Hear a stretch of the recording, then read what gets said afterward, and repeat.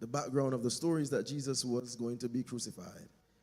And he was, I believe, in the Garden of Gethsemane. And he asked some disciples to come along with him because they're going to pray. Apparently, they started to fall asleep. And so it is that when we are going to do what is the most important thing in life, sometimes we want to fall asleep.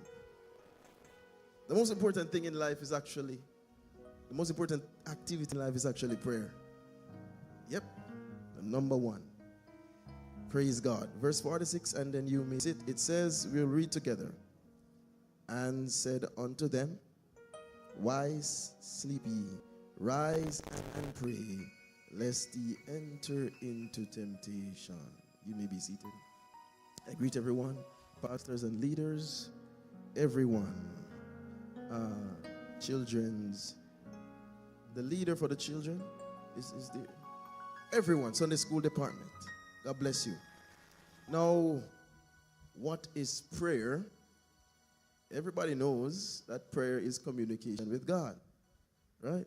Yes, goes without saying that it is talking to God, but we have to also acknowledge that prayer is God talking back to us.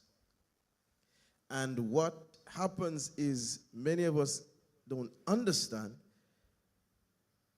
Let me say it this way. Some folks believe that they should see a vision to know that God has spoken back to them. Or they should hear God's audible voice like a man speaking to us to believe that God has spoken back to us. But that's not the case most times. I am going to surprise some people that God talks to us a lot. But it is like thought to thought, mind to mind.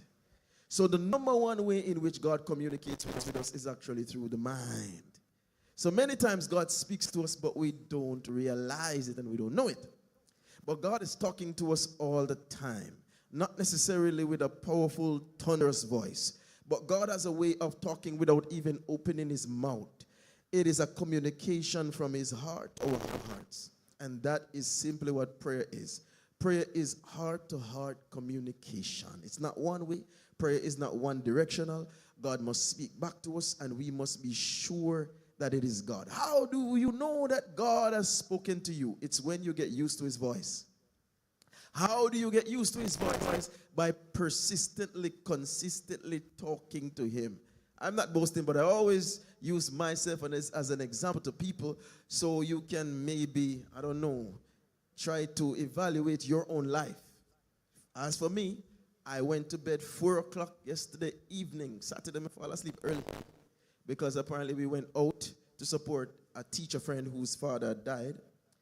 And I came home in the morning, 4 o'clock, and I fell asleep 4:30, and I got up early again. So sleep was still in me, so I fell asleep early in the evening. Point is, once I got up last night, 8:30, I didn't sleep again until just a while ago. I got 20 minutes sleep.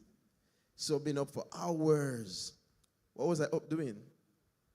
Praying to the Lord. Why am I praying? Because I knew I was going to speak now? No. In fact, I didn't know I was going to speak now.